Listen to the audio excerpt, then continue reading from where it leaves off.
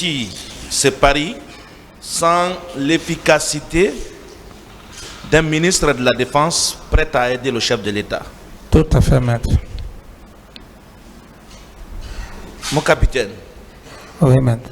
est-ce que vous pouvez me parler un peu de votre entourage sur la chaîne de commandement et même de votre gouvernement à l'époque des faits? Oui, maître, lorsque vous parlez de mon entourage, je dirais tout d'abord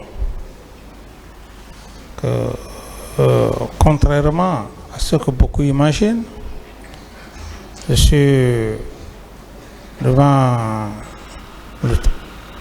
un tribunal criminel et par sa grâce, tout le peuple de Guinée est en train de m'écouter. Par rapport à votre question, je prends d'abord le gouvernement, mon Premier ministre. Je n'ai pas toute la liste. C'était M. Kabne Koumara. Ça, c'est dans le cadre civil.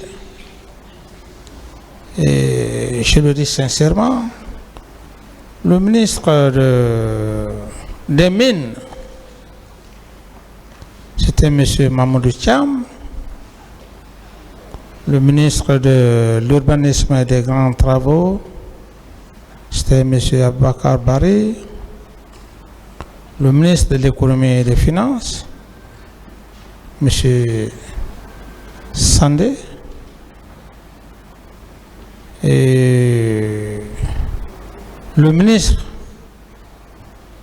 de la fonction publique, M. Diakité. Ensuite, M. Lube Massouma, paix à son âme. Si je prends dans le cadre des postes essentiels, le gouverneur de la Banque centrale, M. Alassane Bari, qui est d'ailleurs un promotionnaire, il ne serait-ce que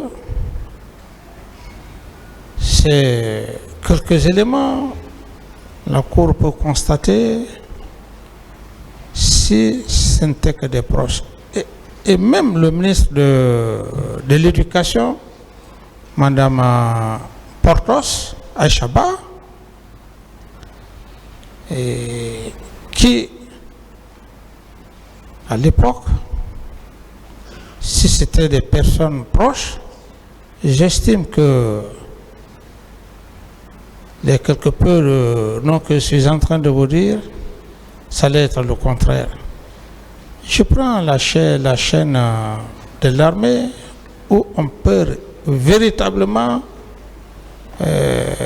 caractériser ou connaître une personne. Le ministre de la Défense, le général Sekouba, chef d'état-major général des armées, M. Sano, son adjoint, qui était un instructeur à moi, M. Aboulaye Keta, qui est resté d'ailleurs au Cameroun lorsqu'il faisait son cours l'école de guerre, je l'ai nommé, le chef d'état-major de l'armée de terre, le général Kaba, ça c'est le chef d'état-major particulier, la gendarmerie, M.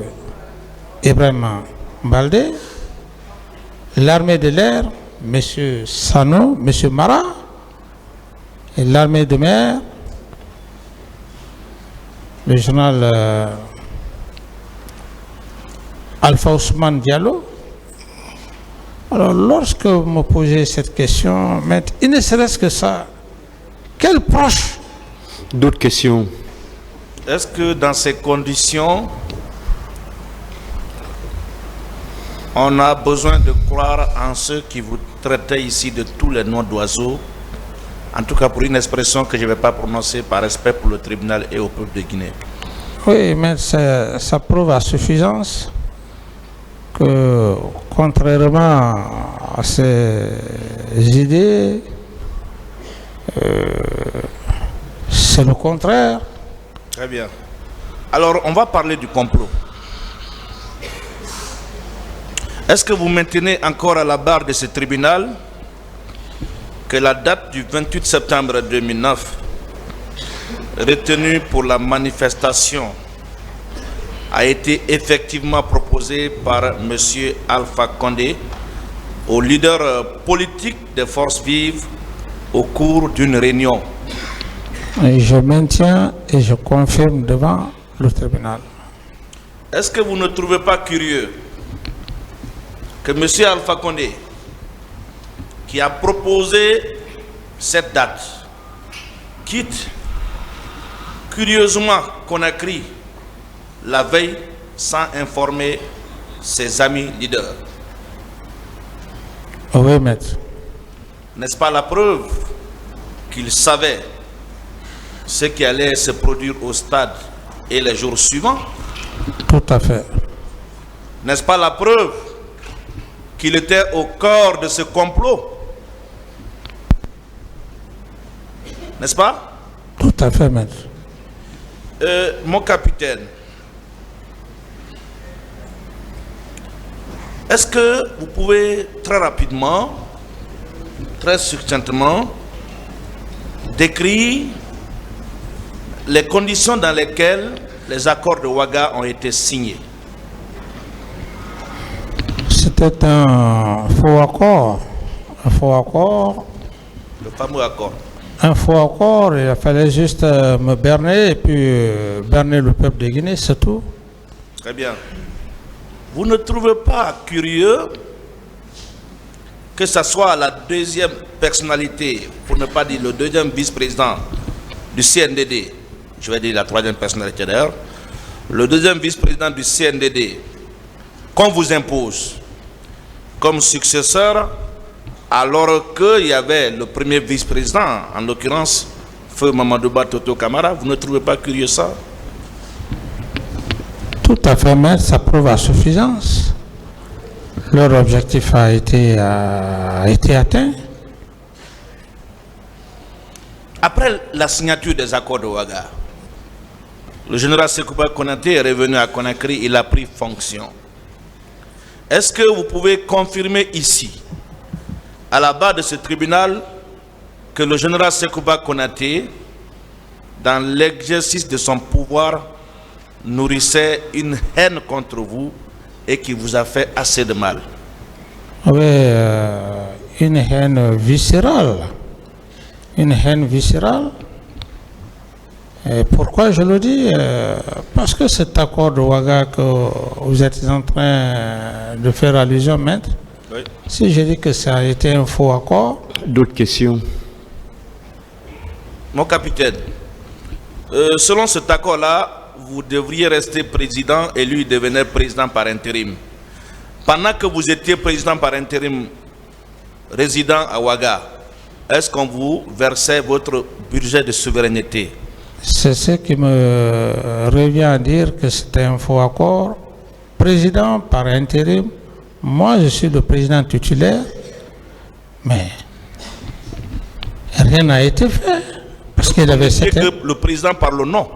Mais que pardon.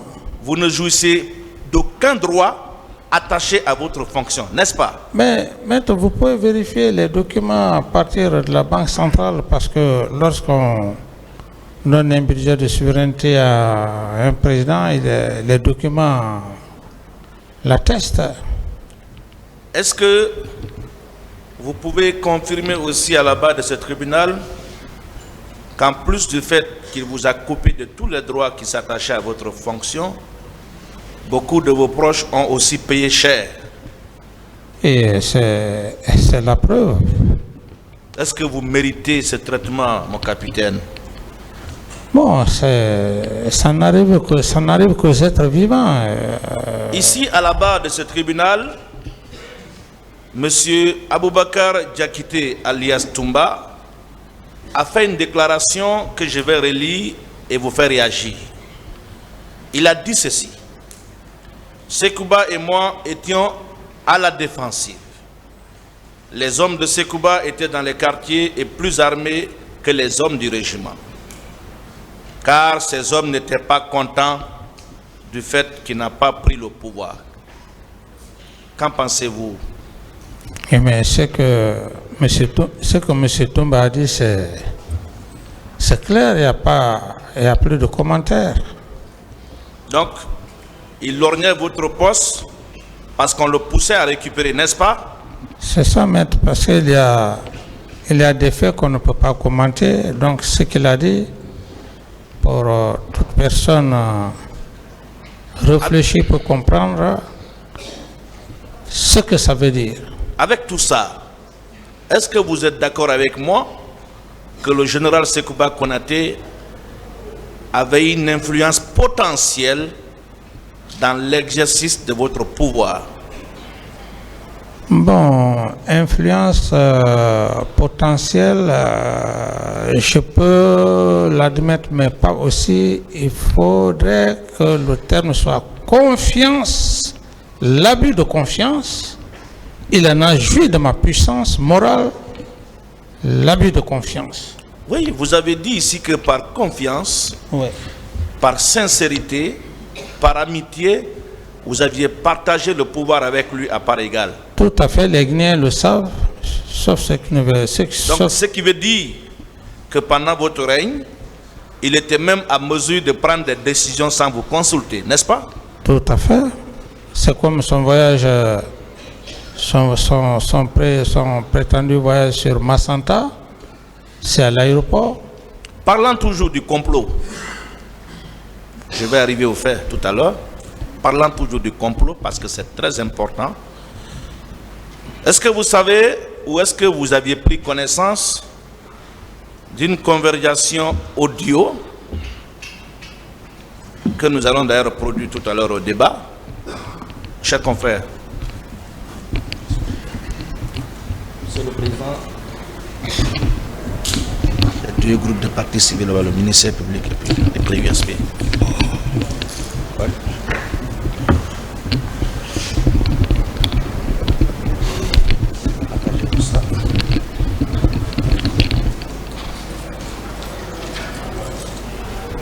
Est-ce que vous savez qu'il existe une conversation audio dans laquelle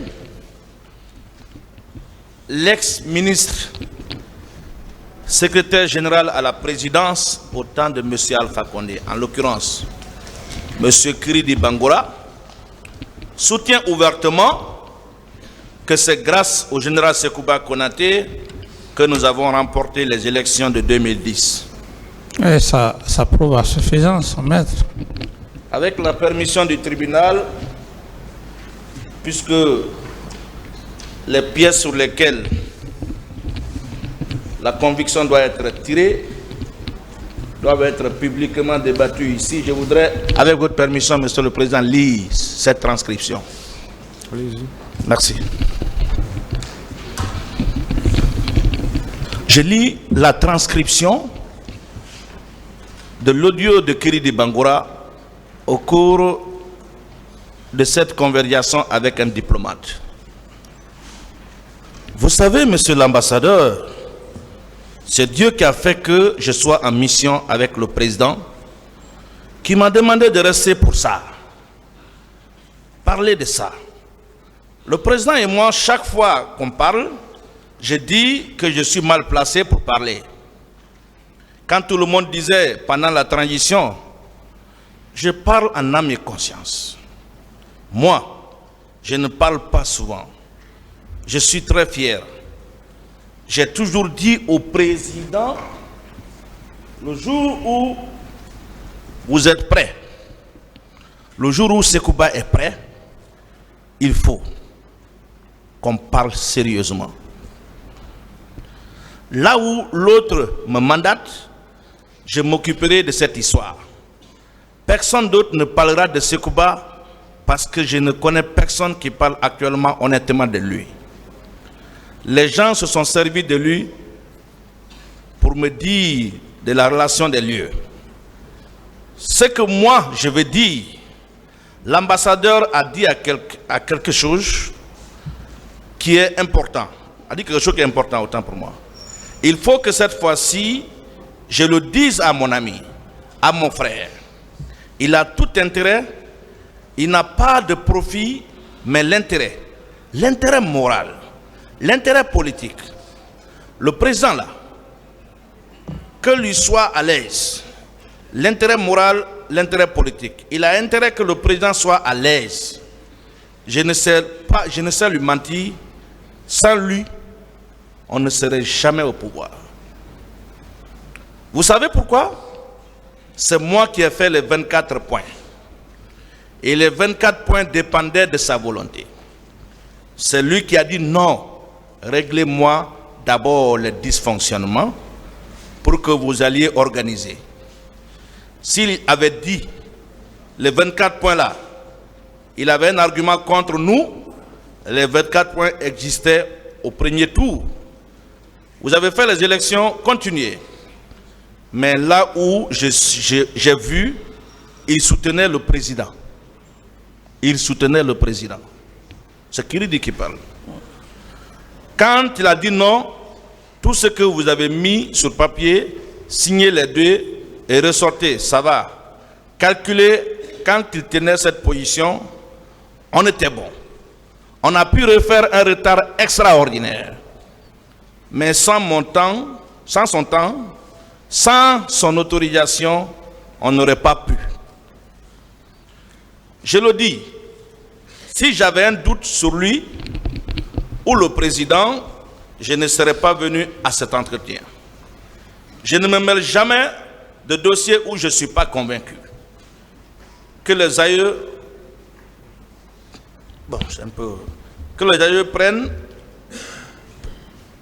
que les aïeux ont intérêt à ce que le dossier marche. Notre grand frère qui est là, on a parlé beaucoup pendant la transition. Quand il venait me voir, j'ai dit protéger Sekouba. Il dit pourquoi? J'ai dit non. Là où il est, vous avez l'impression que c'est nous qui avons besoin de lui. C'est vrai, mais il a besoin de nous plus que nous avons besoin de lui. Protégez-le. Vous ne le savez pas, la chance qu'on a d'avoir quelqu'un comme ça. Ce n'est pas ce que je te disais pendant toute la transition quand on se voyait. C'est le conseil que je te disais avant la transition, avant les élections. Chaque fois, je le disais, attention, Sekouba est la clé. Il ne veut pas garder le pouvoir. Les gens qui sont autour de lui, si vous les laissez mettre la main sur ça, ils vont faire n'importe quoi. Je lui dis, demande à Sekouba d'être à la place du fils. À la place du fils. J'insiste, surtout ce qu'il a fait pour nous. Quelqu'un qui nous aime pas, qui n'aime pas Alpha Condé. Il suffirait de dire, de respecter le calendrier. Nos adversaires l'ont combattu, l'ont insulté, ont tout fait. S'il n'avait pas arbitré, je lui ai dit, les gens vont vous envoyer des résultats. Dis-lui de dire aux gens de publier les résultats qu'ils ont, de ne pas les modifier. Ça, c'est Kiridi qui parle. Je voyais des gens autour de lui qui pouvaient être de la même cause. On ne veut pas que l'histoire de la Guinée ressemble à ça. C'est vrai. La vie de l'homme demande des compromis sans se compromettre, mais des accords avec les hommes et le vieux, c'est son père. Et je le dis en âme et conscience, si Alpha ne croyait pas qu'il est important pour lui, il t'aurait écouté. Tu le connais. Il avait commencé à crier. La seule chose qu'il a demandé, c'est de rencontrer l'oncle de Sekouba. Je demande aux frères de pardonner et de savoir qu'il est devenu un élément important pour le pays. Personne ne le gaspille. Les gens se sont servis de lui. Chacun a pris ce que Dieu a voulu donner à chacun. je suis fier de lui. Pourquoi? Parce que personne n'a dit ce n'est pas lui qui leur a donné, même s'ils sont ingrats. Je lui demande deux choses. Réconcilier avec le vieux. Et la deuxième chose, nous sommes entièrement à sa disposition.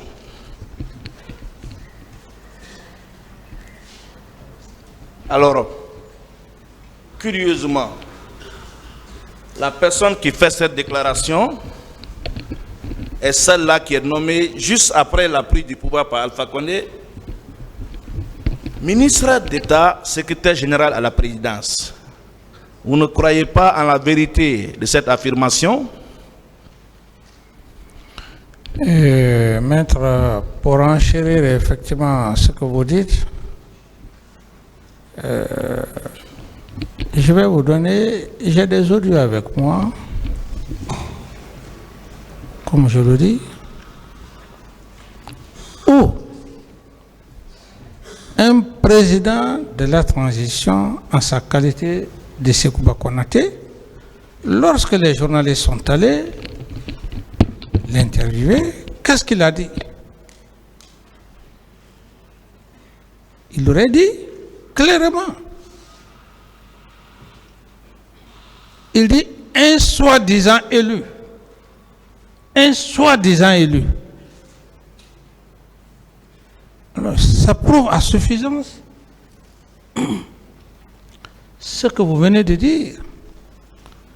Il faut juste être de mauvaise foi pour ne pas croire, pour ne pas y croire. Très bien. Et ce n'est pas la seule conversation audio.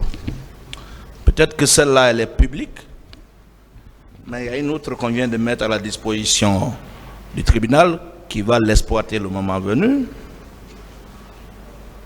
Est-ce que vous confirmez, détenir la preuve que vous venez de produire au débat de l'audio de M. Sidia Touré?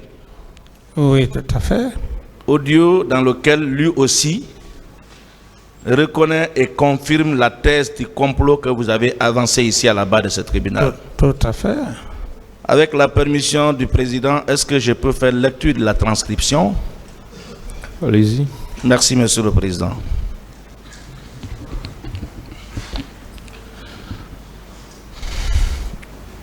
Pour aller à Massanta, pour quelle mission? Il n'était prévu nulle part pour entrer ce soir et dire « Ah, moi je n'étais pas là. » Voilà. Alors le pion de l'affaire, c'est notre frère. Donc il n'a qu'à poser les vrais problèmes, qu'il y ait une enquête par rapport à ça. Voilà. Lui, le gars qui m'a raconté ça, c'est un jeune militaire. Je ne vais pas prononcer le reste, parce que c'est un peu communautariste. Il m'a dit, les jeunes qu'on a envoyés là-bas, c'est eux qui ont tiré au stade. C'est eux qui ont tiré au stade. C'est eux, peut-être 20% des gens de Dadis, lui, on l'a trompé, qu'ils vont l'enlever au pouvoir pour faire ceci, mais ceux qui ont tiré, ce sont les gens là. Donc, je te donne la piste pour qu'ils posent le problème. Ce n'est pas la peine de me citer.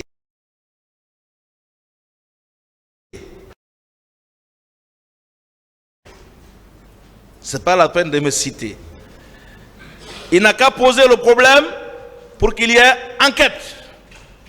Comment est-ce qu'on a fait une réunion politique depuis le vendredi soir. Et le lundi matin, on dit qu'Alpha a voyagé en France. Et dit maintenant, Dadis est là, mais son numéro 2 est en mission à Massanta. Il savait ce qui allait se passer. C'était pour se mettre complètement en dehors de ça, pour que lorsqu'il aura problème, pour qu'il dise non, non, il n'est pas mêlé, il peut prendre sa place. Ce qu'il ne sait pas, il faut dire, de réfléchir bien. Ces gens lui disent qu'il n'a qu'à poser le problème. Ceux-là ce ne sont pas des fois jamais.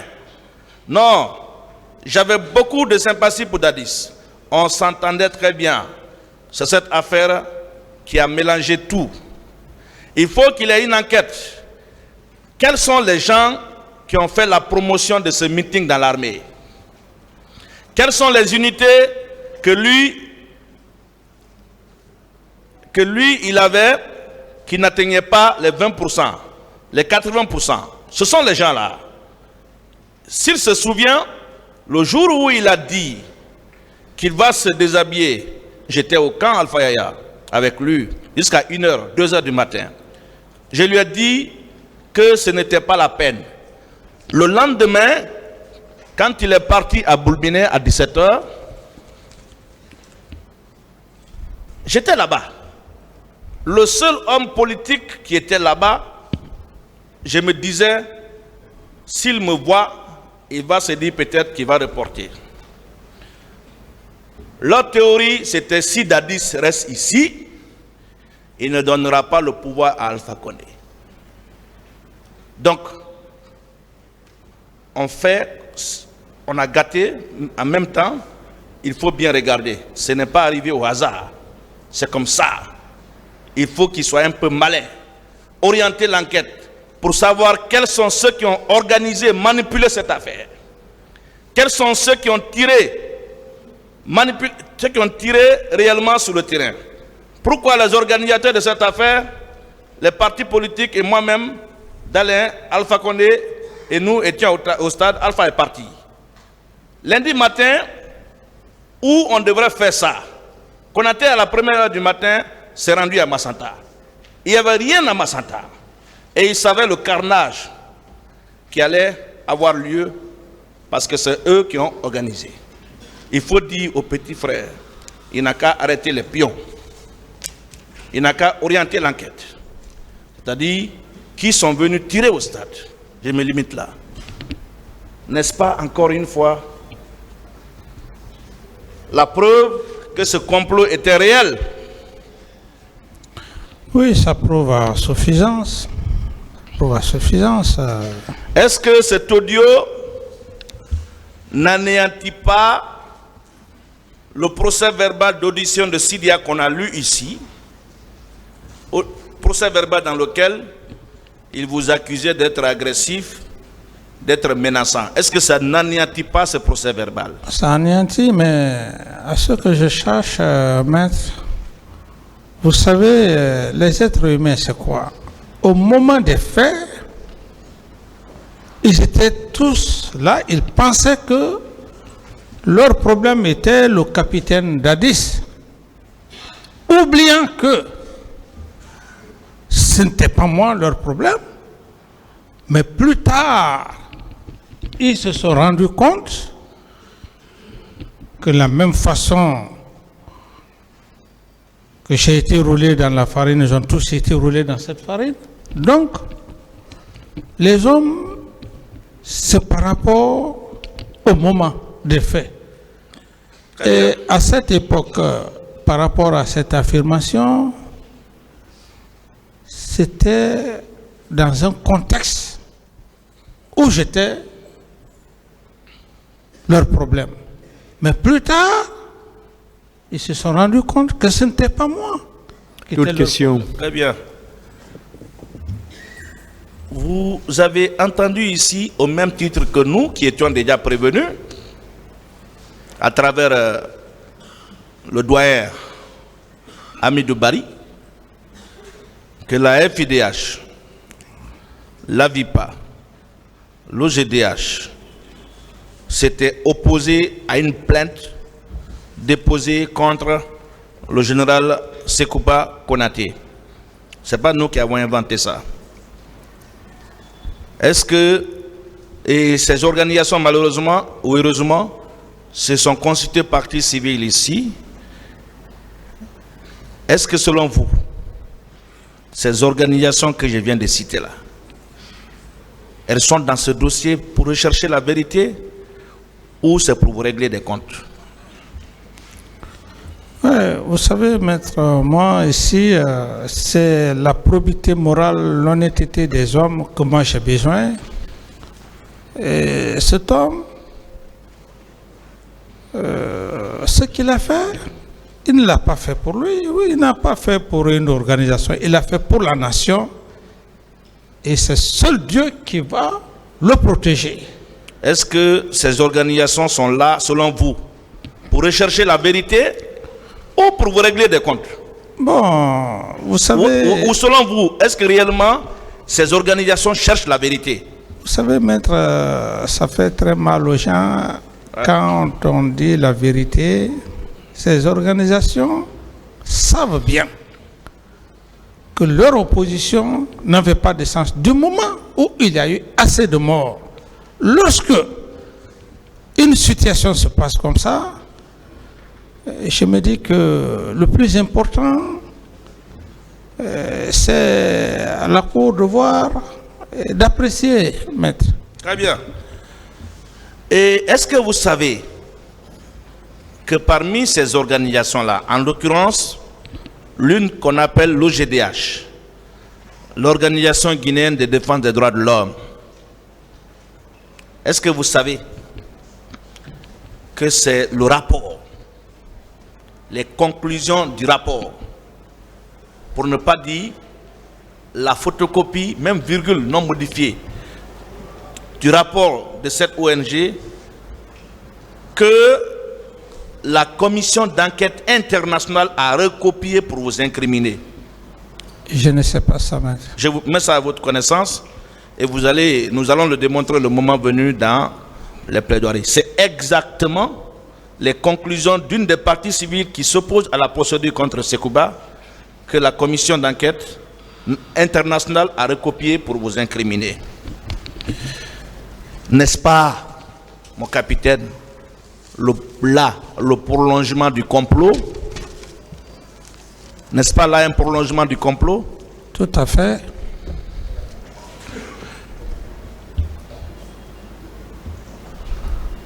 Est-ce que vous êtes d'accord avec moi que tous ceux qui,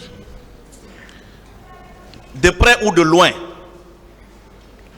ont contribué à ce que le général Sekouba Konaté ne vienne pas donner sa version des faits dans cette affaire, sont dans le complot?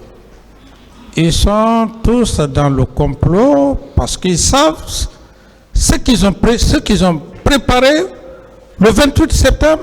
Et c'est pour cette raison, maître, je remercie tout puissant Dieu. Et je crois que Dieu m'a fait grâce. Je ne serai pas devant cet auguste tribunal si on m'aurait tué.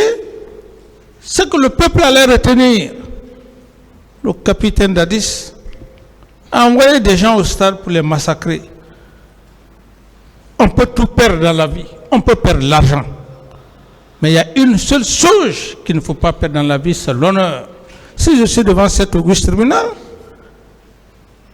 je remercie Dieu. Parce que je n'allais pas mourir sans cette vérité pour dire que ce peuple, à un certain moment donné, ceux qui veulent travailler ce peuple, ceux qui aiment ce peuple, on tourne souvent, on leur poignarde sous le dos. D'autres questions? Très bien. Est-ce que vous savez que de 2010 jusqu'à 2021, notamment le 5 septembre 2021, des obstructions venant du haut lieu ont empêché le pouls de l'instruction de s'intéresser à certaines personnes proches de M. Alpha Condé et de Sekouba Konaté? Tout à fait. Parce qu'ils ne pouvaient pas. C'est pourquoi, entre-temps, j'ai dit que non, n'accusez pas la justice ici. Tout le monde sait. N'importe qui. Il n'y a pas ce Guinéen-là qui peut dire le contraire. Très bien. Cette justice ne pouvait pas faire son travail. Il a fallu le courage que Dieu puisse libérer comme cette nation. Je le dis et j'assure la responsabilité par la venue de ce grand homme patriote, le colonel Mamadi Doumbouya. Très bien. Je préfère la mort C'est bon. que de D'autres ne pas questions? dire la vérité. Très bien. N'est-ce pas la preuve? La preuve tangible. N'est-ce pas la preuve que les bénéficiaires des événements du 28 septembre n'ont jamais voulu faire la lumière dans cette affaire? Jamais, jamais. Mais le peuple est témoin, le président et la cour est saisie. C'était ça mon D'autres essentiel. questions? Vous ne trouvez pas curieux, mon capitaine, que les cadres du RPG que je ne vais pas nommer, présents au stade le jour 28 septembre 2009, ne soient pas parmi les leaders blessés et hospitalisés à la clinique Pasteur? Vous ne trouvez pas ça curieux? Je trouve ça curieux, mais à ce niveau-là, aucune égratignure. C'est curieux. Très bien. Lorsque les leaders se D'autres rassemblent. questions? Très bien. Vous ne trouvez pas là que ceux-là qui ont planifié et exécuté ces crimes ont sélectionné leurs cibles en épargnant les cadres de leur camp? Tout à fait. Très bien. Vous ne trouvez pas également curieux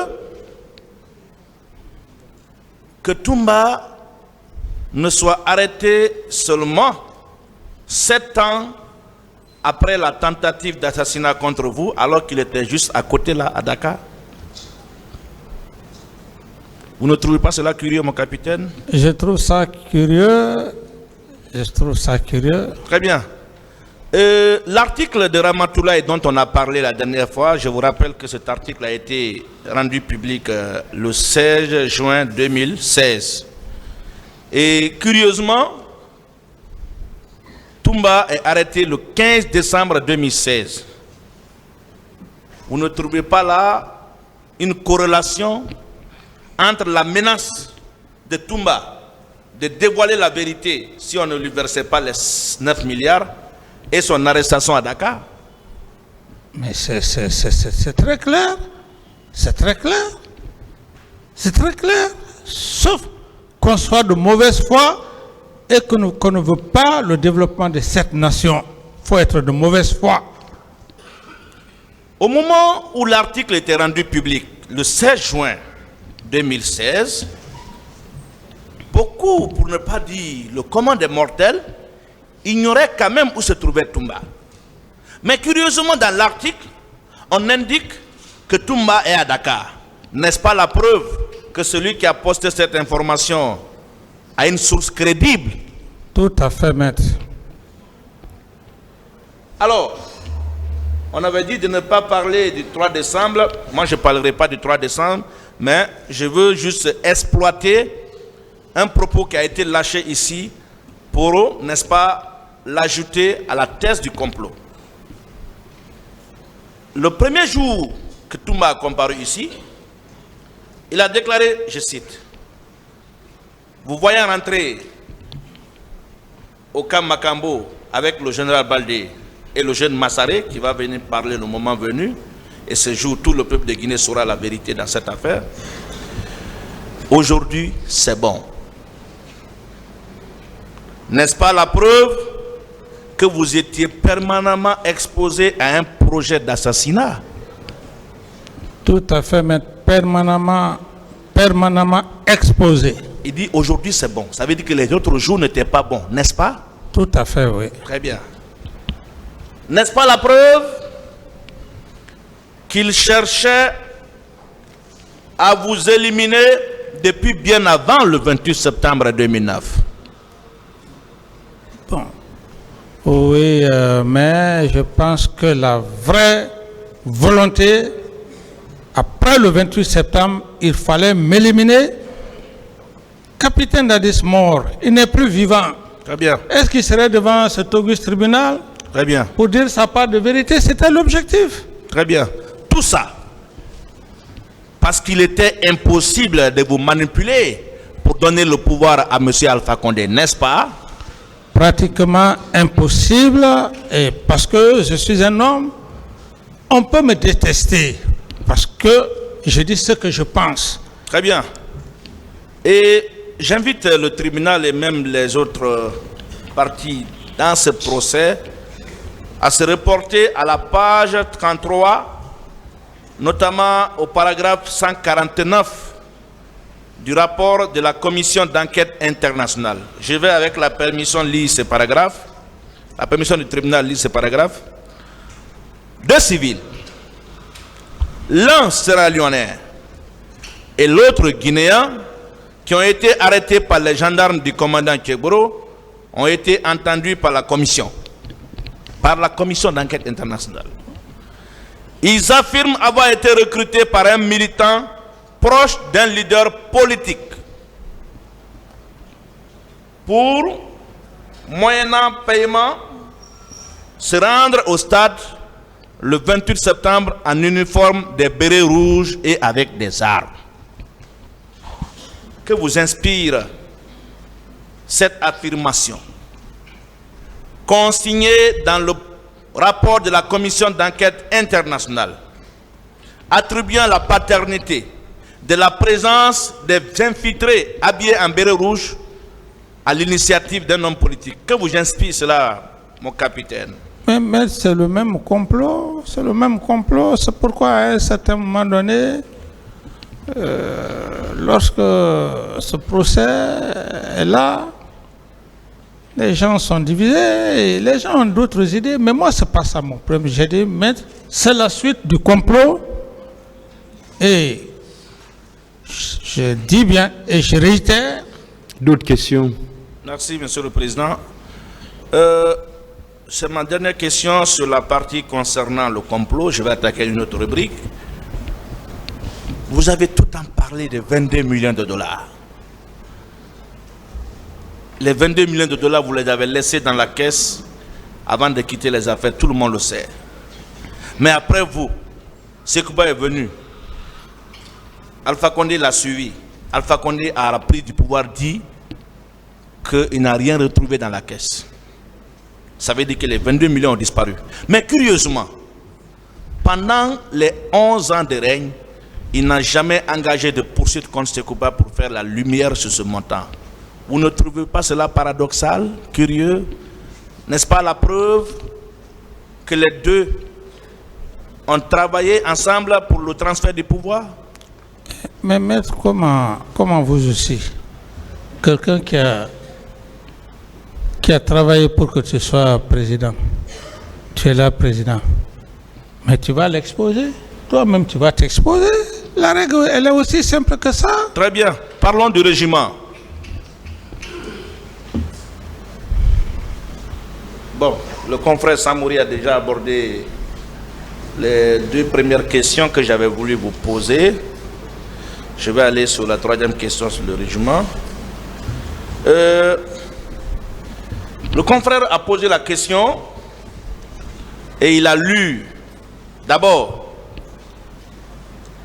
un procès verbal attribué à Paul Massa Guilavogui, un autre de M. Aboubakar Diakité, ou procès verbal dans lequel il reconnaît expressément être le commandant du régiment. Est-ce qu'on peut être plus royaliste que le roi, mon capitaine? Non, pas du tout. Et pour encore enchérir votre idée, vous savez, ce que les gens ne veulent pas comprendre, on peut beau dire, mais ce qu'on prononce en matière pénale, si c'est la même personne qui prononce, mais il n'y a plus de débat par rapport à ce que vous dites. Maître, les faits sont têtus. Même si c'est le plus grand avocat qui quitte la planète Mars pour ici, il ne peut pas distraire, il ne pourra pas distraire, comment dirais-je, cette audience. Bien, je viens de produire au débat un article de Guinée News, rendu public le 8 octobre 2009. Est-ce que vous avez pris connaissance de cet article de Guinée News? Non. Je vais, avec la permission du président, lire juste un paragraphe, monsieur le président, si je peux. Merci. Dans cet article, C'est un entretien fait le mercredi 7 octobre 2009 à 11 h au camp Alpha Diallo. Je vous lis ce que Toumba a dit aux journalistes. En même temps, j'assume les fonctions de commandant de la garde présidentielle et coordinateur du régiment commando de la République de Guinée. Je remplis actuellement par la volonté de Dieu et du président Dadis ses responsabilités. Avec ça, est-ce qu'on a besoin de continuer de contester la certitude, la vérité qu'il exerçait dans la réalité des faits les fonctions de commandant de régiment? Non, les faits sont têtus, maître. Très bien. Et cet article a été... L'entretien a eu lieu sur le micro du journaliste Moro Amara Kamara. Il sert encore à Guinée. Celui qui veut contester peut bien entendu le faire comparaître. Bien. Beaucoup de questions ont été posées par rapport au régiment. Je préfère me faire l'économie des questions qui ont été déjà posées. Je reviens sur les faits. Et les faits encore, je n'aurai pas beaucoup de choses à dire parce que ça mourir à marcher ce malin. Mon capitaine. Oui, maître. Vous avez volontairement acheté votre billet pour vous précipiter sur Conakry après avoir appris l'annonce de la date de la tenue de ce procès. Aboubakar Toumba a été arrêté pendant qu'il était en cavale, déféré à Conakry, extradé à Conakry. Entre celui qui est pressé et qui vient volontairement se présenter à la justice et celui qui est extradé contre sa volonté, qui vivait en clandestinité, qui est animé, n'est-ce pas, par le souci de la manifestation de la vérité dans ce dossier. Maître, avec humilité, c'est le tribunal qui est mieux placé de savoir ou de répondre réellement à cette question avec toute l'humilité. Très bien, c'est ça. Vous êtes un véritable homme d'État, mon capitaine. Il y a aussi le général Sekouba qui a fait plusieurs interviews, plusieurs vidéos pour dire il n'y a pas ce garçon qui peut l'amener à Conakry, l'interroger par rapport aux événements du 28 septembre. Et vous êtes venu volontairement, vous étiez même pressé pour venir. Une fois même, on vous a empêché de venir. N'est-ce pas, mon capitaine? Oui. C'est la confirmation que depuis 13 ans, vous êtes pressé pour livrer votre part de vérité dans cette affaire? Oui, maître. Si vous vous reprochiez de quelque chose, est-ce que vous seriez pressé pour que ce procès se tienne? Jamais. Est-ce que vous seriez précipité à Conakry pour vous livrer à la justice? Jamais, maître. N'est-ce pas la preuve de votre bonne foi que la justice doit tenir compte pour toutes les demandes que vous allez poser ici? Parce que j'aime cette nation et c'est pourquoi je suis venu me constituer en prisonnier devant ma justice. Très bien. Ici, à la barre de ce tribunal, Toumba a déclaré que c'est vous qui avez commis Makambo, Marcel, Gono Sangaré et tant d'autres à aller commettre des crimes au stade. Samori vous a fait lecture d'une partie de son procès verbal à Dakar, où on lui a posé la question de savoir est-ce que vous avez vu le président Moussa Dadis donner des instructions à qui que ce soit d'aller au stade. Il a répondu par la négative. Alors, ici, à la base de ce tribunal, il soutient le contraire. Vous ne trouvez pas que M.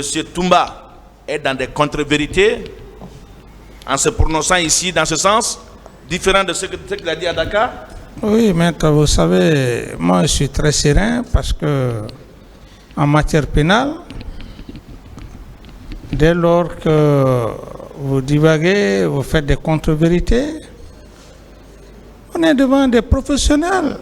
C'est pas aller dans les cafétéries et s'asseoir là-bas en train de prendre du café et dire de n'importe quoi, parler le beau français, la langue de Molière. Le droit pénal est... Quand on veut parler du droit pénal, il est technique. Ce n'est pas nous autres qui sommes au quartier en train de divaguer. Bien, vous êtes Donc, poursuivi pour complicité d'assassinat, meurtre. C'est beau de dire, hein, vous êtes poursuivi pour complicité d'assassinat, meurtre. Mais mon capitaine, est-ce qu'on vous a donné une seule preuve? Non. Une seule preuve d'une instruction? Non, maître. Des moyens ou des ordres que vous auriez donnés aux recrues de Kaléa ou à qui que ce soit d'aller commettre des crimes au stade? Non, maître. Est-ce qu'on vous a fourni preuve à l'appui, l'identité ou le nombre de recrues de Kaléa que vous auriez envoyés au stade? Non, maître. Parlons de la complicité de viol.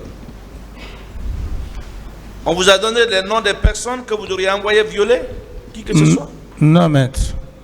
On vous a donné la preuve? Non, maître. La torture. Pendant votre règne, vous avez été combien de fois au camp Makambo? Pendant que vous étiez aux affaires. C'était ma toute première fois d'y aller. Donc on est d'accord que bien avant le 3 décembre, vous n'aviez jamais mis pied au camp Makambo, n'est-ce pas? Oui. À quel moment vous aviez su que Toumba et Begré organisaient des scènes de torture au camp Makambo? Non, c'est par rapport au PV du jeune Paul Mansa que j'ai lu à Ouagadougou. Il n'était pas là dans sa déposition, il n'était pas là, il est venu après le 28. Et puisque c'est un ancien militaire, j'estime bien, il est parti, comment dirais-je, au camp Koundara. C'est là où il est resté, et après le 28, dans sa déposition, c'est là où j'ai compris effectivement qu'il y avait quelque chose. Merci, Monsieur le Président.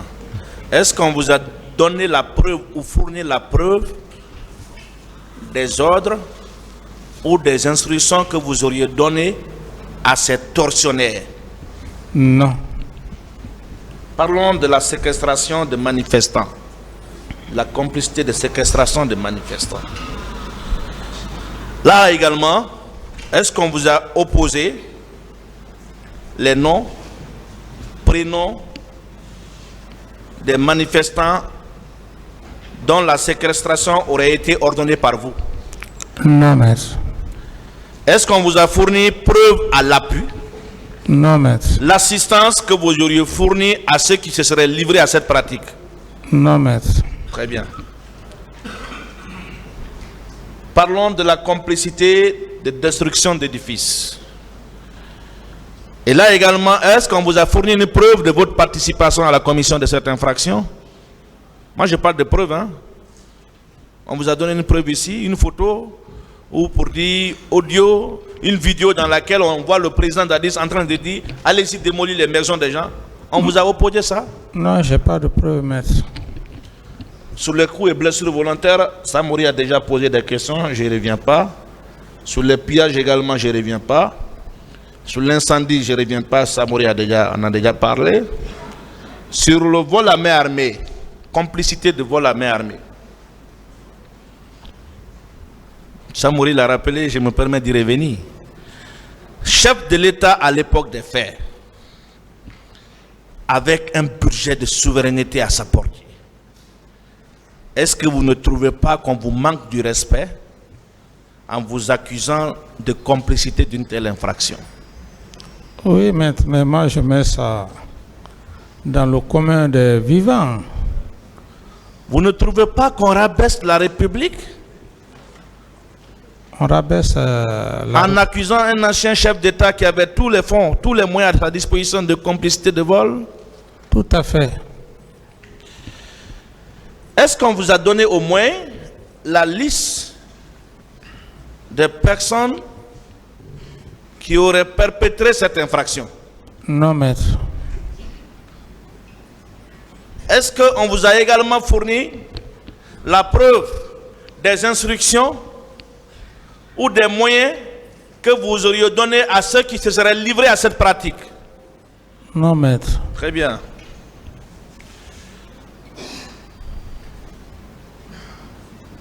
Sur la détention des armes de guerre, je préfère passer parce que Samori en a abordé suffisamment. Sur la non-assistance à personne en danger, qui n'était d'ailleurs pas incriminé à l'époque des faits. Là, nous allons démontrer ça dans nos plaidoiries, mais puisque c'est un élément de l'accusation, on en parle. En plus de Tchegboro, est-ce que vous savez que même les leaders politiques victimes des événements reconnaissent effectivement que c'est sous votre instruction qu'ils ont été pris en charge à la clinique Pasteur?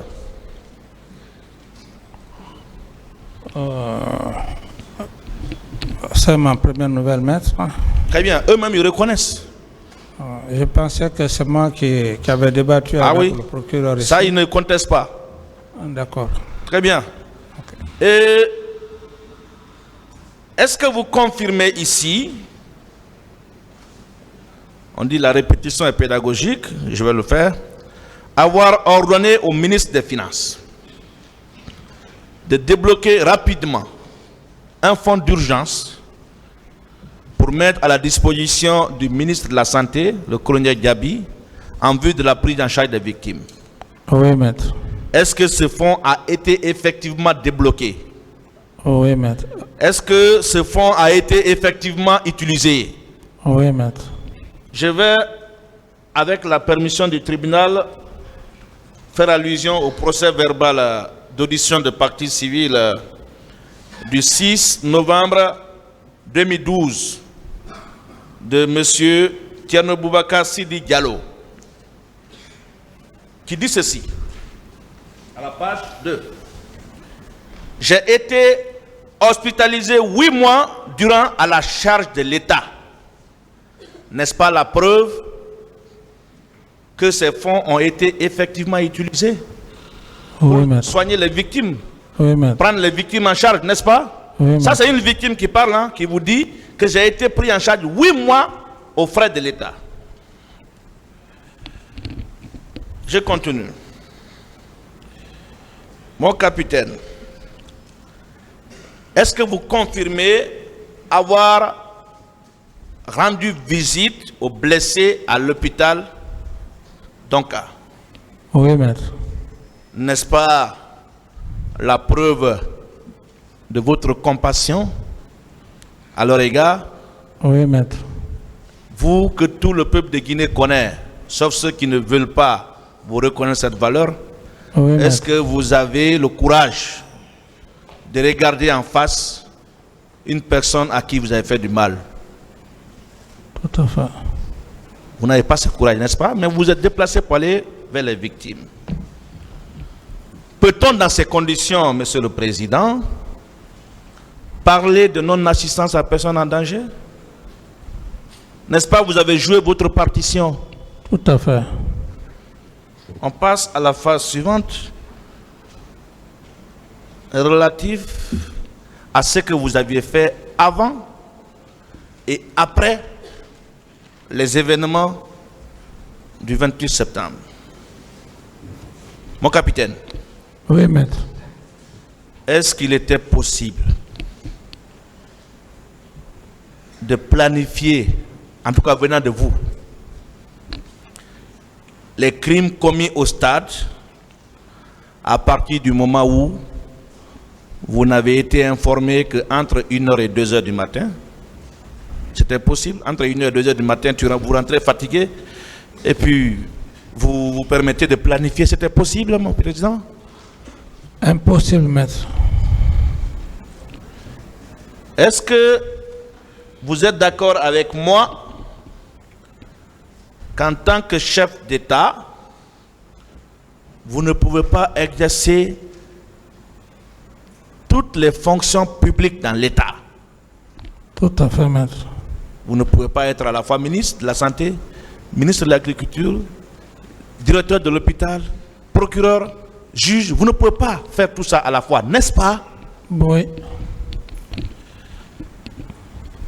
Ça, c'est pour répondre à ceux qui pensaient que vous devez être partout et nulle part. Mon capitaine. Oui, maître. Est-ce qu'on peut continuer? Vous avez... Oui, on peut continuer, oui. Alors, vous aviez déclaré ici, et c'est consigné au dossier de la procédure, que le jour 28 septembre 2009 a été déclaré chômé, férié et payé. Oui, n'est-ce maître. pas un acte patriotique? Oui, maître. Est-ce que vous pouvez expliquer au tribunal pourquoi, contrairement aux années précédentes, vous aviez déclaré ce jour chômé, férié et payé? Oui, contrairement aux très longues années passées, il y a des moments dans la vie d'un homme, lorsque Dieu accepte de te donner la destinée d'une nation, il faut avoir le courage à un moment donné de l'histoire, poser des jalons, même si ça n'aboutit pas. L'objectif réel, c'était quoi, maître? C'est très simple. J'y ai réfléchi. Je suis guinéen, né en Guinée. Et après les indépendances, j'ai compris beaucoup de choses. Et quand bien même que nous étions à l'école primaire, on a vu, on parlait de l'indépendance, on parlait tantôt de Mbalia Camara, de Hadja Mafori Bangoura, des compagnons d'indépendance. Et ça, c'était bien avant l'indépendance. Donc, je me suis dit que je vais poser un acte. C'est-à-dire, les compagnons de l'indépendance de feu Ahmed Sékou Touré, paix à son âme, et paix à l'âme de ses compagnons, avoir le courage de parler de leur histoire. Je me suis dit que personne d'autre ne viendra ailleurs pour réconcilier ses fils dignes. Lorsque je parle des fils dignes, je veux parler de tous ces compagnons d'indépendance qui ont souffert pour cette nation. Et si je prends par exemple un Yassine Diallo, un Baldé Ousmane, un Bari Diawando, les Saïfoulaye Diallo, les Bari Alpha Oumar, les Magasuba Moriba, les Karim Bangoura, et tant d'autres, les Bama Marcel, les Lofo Bangoura, les Lofo Kamara, je me suis dit, il ne sert à rien de parler de réconciliation de cette nation, que nous sommes les futures générations, qu'il faut avoir le courage, du moment que la première dame, Hadja André Touré, elle est encore vivante, et à ma connaissance, il ne reste peut-être que 2 de ses promotionnaires, la femme de feu Barry, Dr Barry Alpha Oumar, qui a été ministre délégué du domaine, et Madame Émile Condé Esther, et même Maître Portos. J'ai dit, il est temps que ses fils, qu'on puisse faire un pardon. Mais d'autres questions? Pardonner à ce que ce jour soit déclaré payé, pouvez vous conduire à vous livrer à des pratiques qui pouvaient arriver à ce qu'on est en train de dénoncer aujourd'hui? Non, d'abord, si l'occasion m'avait été permise, c'était de faire appel aux intellectuels, les témoins de l'histoire, qu'ils viennent et puis voilà, qu'on essaye de faire les choses. Vous ne pouvez pas vouloir décréter ce jour, sacraliser ce jour, le déclarer chômé, férié et payé, et ordonner à des hommes d'aller commettre des crimes ce jour, n'est-ce pas? Oui, maître. Ceux qui ont planifié et exécuté les crimes ce jour, vous ne trouvez pas que ce sont des ennemis de la République qui l'ont fait pour salir ce jour historique? C'est ça réellement. Même lorsqu'on n'aime pas une nation, mais une nation a une histoire. Toutes les nations au monde. Très bien.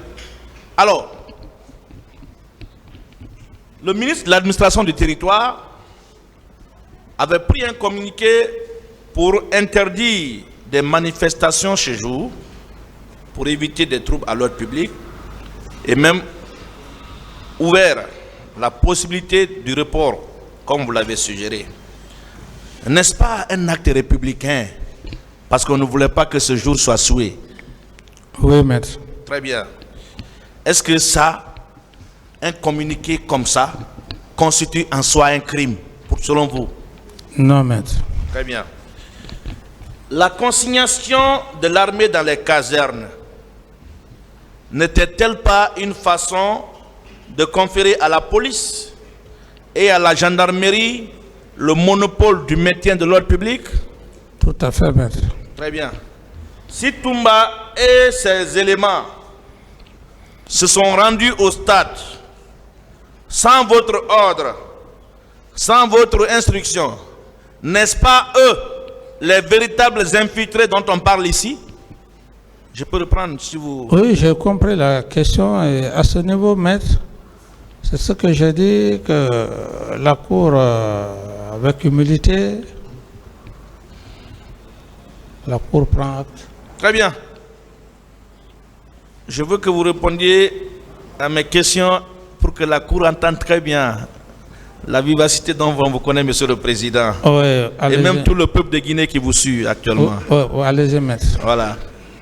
Alors, s'il y a lieu, si vous êtes fatigué, on peut... Non, je ne suis pas fatigué. Voilà. S'il y a lieu d'imputer les crimes commis ce jour à des infiltrés, n'est-ce pas à eux qu'on doit attribuer? Oui, à Toumba et aux infiltrés. On a entendu ici la lecture du procès verbal du général Bafoué. Du général Bafoué. Oui. Bafoué, camarade. Oui. Et tant d'autres qui étaient sur les lieux. Oui. Si la police, la gendarmerie qui était sur les lieux, n'ont pu mettre main sur ces infiltrés, est-ce que cela vous engage pénalement? Aucunement pas, maître. Vous avez une fois au moins appris dans le monde entier que le maintien d'ordre relève des prérogatives d'un président de la République? Aucunement pas, maître. Vous avez une fois appris dans le monde entier qu'un gendarme ou la gendarmerie ou la police, pour maintenir l'ordre public, a besoin de l'autorisation préalable du chef de l'État? Non, maître. C'est un devoir naturel, n'est-ce pas? Régalien. Traditionnel même. Oui. D'ordre classique. Très bien. Parlons des dispositions que vous aviez prises. Nous savons que les voisins de la gauche voudront nous envoyer quelque part. On en débattra et le tribunal va décider. Parlons des dispositions que vous avez prises pour sanctionner ces crimes. La commission d'enquête nationale, qui l'a créée? C'est bien moi. Vous vous souvenez quand même de cette ordonnance?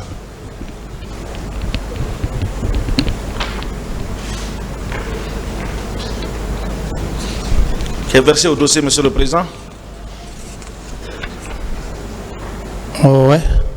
Est-ce que vous pouvez lire au tribunal la date à laquelle vous avez signé cette ordonnance? Le 30 octobre 2009.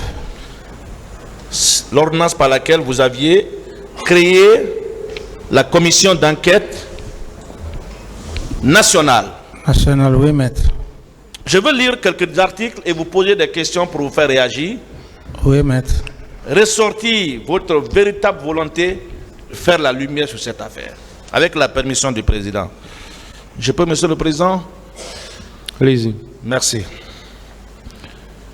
Article 2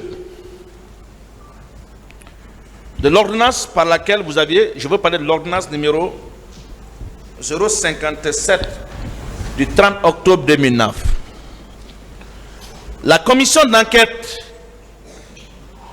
nationale indépendante a pour mission d'enquêter aux fins d'établir la vérité des événements du 28 septembre 2009 ainsi que leurs préparatifs et plus généralement sur tous les faits qui en découlent directement ou indirectement. N'est-ce pas là une volonté affirmée de faire la lumière sur cette affaire bien avant ce procès? Oui, expliquer, parce que c'est technique, expliquer de façon... C'est-à-dire que l'article dit Oui, que la commission a pour mission de faire la lumière oui, sur les événements, oui, établir tout ce qui est directement ou indirectement lié à la commission des crimes ce jour. tout à fait. N'est-ce pas là votre volonté Oui, oui, de maître. faire justice dans cette affaire? Oui, maître. Sur la valeur du rapport ou de la décision de cette commission, vous avez institué à l'article 2 ceci. Les décisions de la commission d'enquête nationale indépendante s'imposent à toute autorité. N'est-ce pas la preuve que vous-même, vous n'étiez pas au-dessus de cette commission? Oui, de la loi, oui. Vous aviez accepté de vous soumettre aux conclusions de cette commission, n'est-ce pas? Oui, maître. Vous avez encore institué à l'article 4 ceci. Dans le cadre de ses pouvoirs, la commission d'enquête nationale indépendante peut notamment se faire communiquer toute pièce, dossier, document, rapport administratif ou judiciaire, procéder d'une manière générale, tous les éléments, quels que soient les supports utiles à la manifestation de la vérité.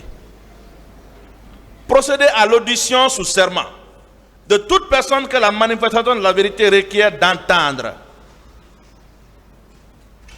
Disposer de la force publique et contraindre toute personne à déposer devant elle, quelle que soit sa fonction, ou sa qualité, ordonner toute mesure d'expertise et d'instruction. N'est-ce pas la preuve que vous n'aviez la volonté de protéger personne? Tout à fait, maître. Vous n'aviez la volonté de protéger personne, n'est-ce pas? Tout à fait, maître. Un peu plus tard, vous avez institué ceci à l'article 6, une brigade mixte de la police et de la gendarmerie dirigée par un officier de la gendarmerie est placée sous l'autorité de la commission. N'est-ce pas, cette brigade-là a été mise en place par le ministre de la Justice? Oui, maître. N'est-ce pas, vous aviez pris un décret, je veux parler du décret numéro 214, je ne sais pas si vous vous souvenez de ce décret.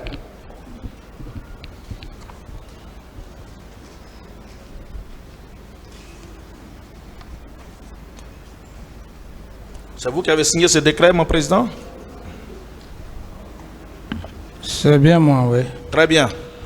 Par ce décret, signé le même jour, le 30 octobre 2009, vous aviez nommé les membres de la commission d'enquête nationale. N'est-ce pas la preuve que vous étiez même pressé pour faire la lumière sur cette affaire?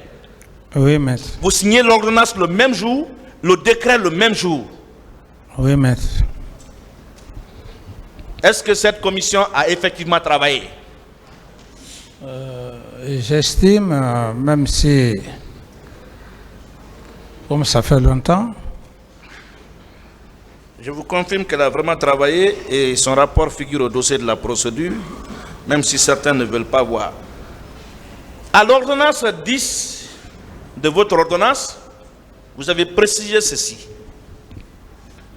La commission est composée de 23 membres, nommés par décret et répartis comme suit. 6 magistrats, 3 avocats, 2 professeurs de droit, 2 médecins, 2 représentants de la société civile, 2 représentants des partis politiques, 1 représentant d'une organisation de défense des droits de l'homme. Rien qu'à travers cette composition, n'est-ce pas, vous étiez vraiment animé du souci de mettre en place un organe véritablement indépendant, tout à fait, maître. qui ne subit pas vos instructions. Tout à fait, maître. Vous avez même nommé des étrangers, des experts étrangers. Ce décret est au dossier de la procédure, vous l'avez lu la dernière fois. Je ne vais pas revenir sur ça.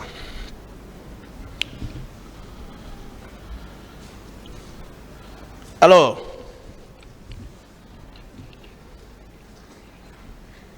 mon capitaine, Oui, maître.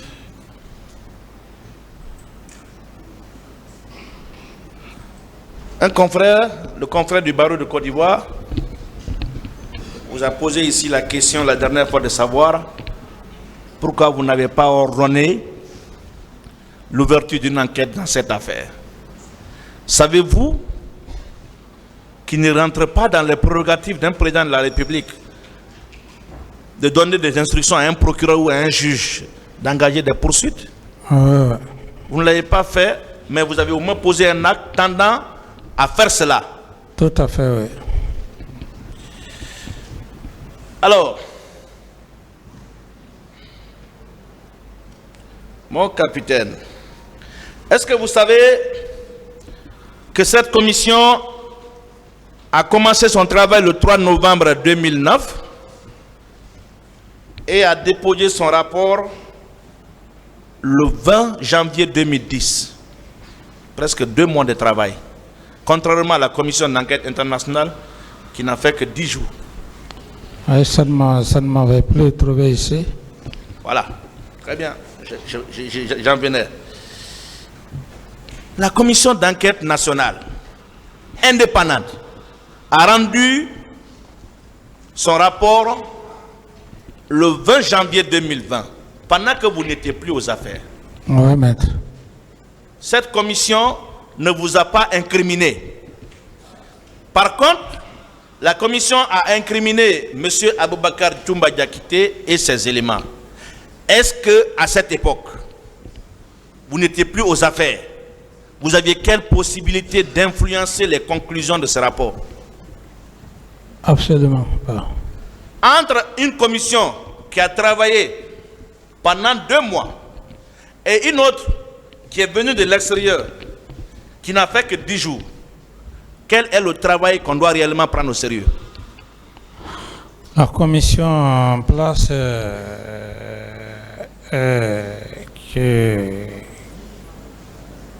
qui ont vécu les faits, j'estime que cette commission nationale a fait ce qu'elle devrait faire. Oui, parce que les gens n'aiment pas lire, même pour ceux qui lisent ce rapport-là, voient même photos à l'appui des disparus.